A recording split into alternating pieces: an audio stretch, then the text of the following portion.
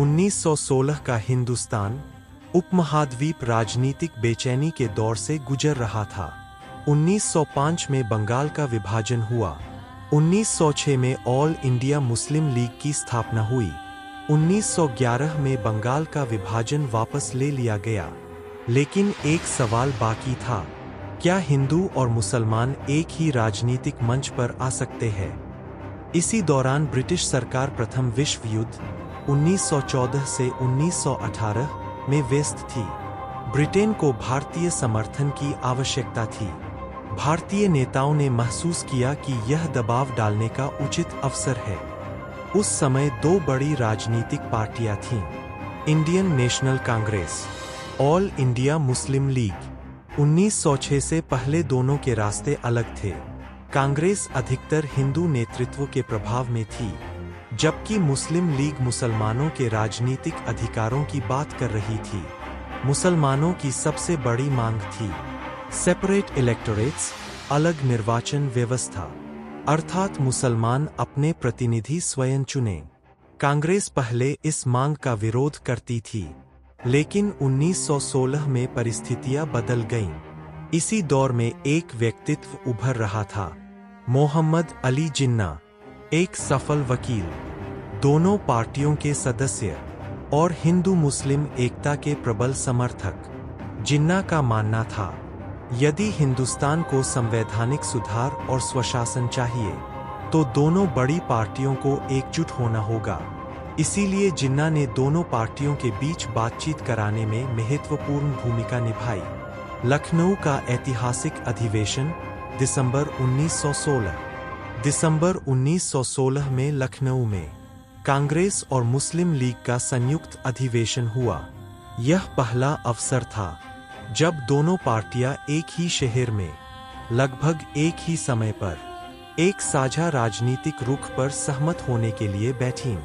यही समझौता इतिहास में लखनऊ पैक्ट के नाम से जाना जाता है।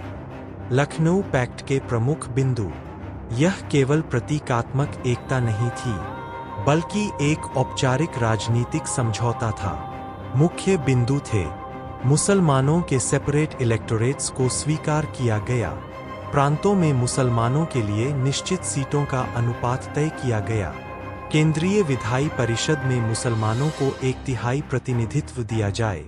दोनों पार्टियां ब्रिटिश सरकार से संयुक्त रूप से संवैधानिक सुधारों की मांग करेंगी। यह एक बड़ी प्रगति थी। पहली बार कांग्रेस ने मुसलमानों की राजनीतिक सुरक्षा को औपचारिक रूप से स्वीकार किया। जिन्ना को क्या कहा गया? इस समझौते के बाद मोहम्मद अली जिन्ना को हिंदू मुस्लिम एकता का राजदूत, ambassador of Hindu Muslim unity कहा गया।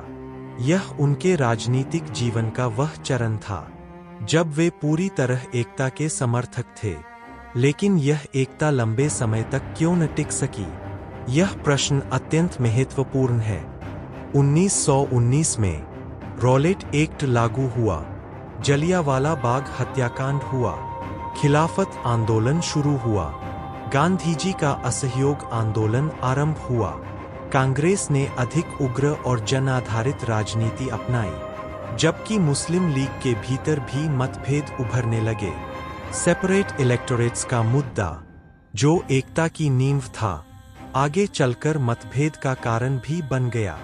1920 के बाद दोनों पार्टियों के रास्ते फिर अलग होने लगे। ऐतिहासिक महत्व, लखनऊ पैक्ट का महत्व बहुत अधिक है क्योंकि यह पहली गंभीर हिंदू मुस्लिम राजनीतिक समझ थी। मुसलमानों की अलग राजनीतिक पहचान को मान्यता मिली। जिन्ना का नेतृत्व उभर कर सामने आया। संवैधानिक राजनीति को मजबूती मिली। यद्यपि यह एकता अस्थायी सिद्ध हुई, लेकिन इसने उपमहाद्वीप की राजनीति में दो समुदायों की अलग राजनीतिक पहचान को स्पष्ट कर दिया। 1916 का यह समझौता सीधे 1940 के लाहौर प्रस्ताव तक नहीं पहुंचता, लेकिन यह वह चरण था जहां मुसलमानों की अलग राजनीतिक पहचान औपचारिक रूप से स्वीकार की गई। यही पहचान आगे चलकर दो राष्ट्र सिद्धांत और अंततः 1947 में पाकिस्तान की स्थापना में परिवर्तित हुई। लखनऊ पैक्ट हमें यह सिखाता है, एकता केवल नारों से नहीं बनती, बल्कि राजनीतिक हितों और सुरक्षा की समझ से बनती है। 1916 में एकता संभव हुई, लेकिन स्थायी नहीं रह सकी। यह इतिहास का वह मोड़ था जहां से हिंदुस्तान की राजनीति एक नई दिशा में आगे बढ़ी।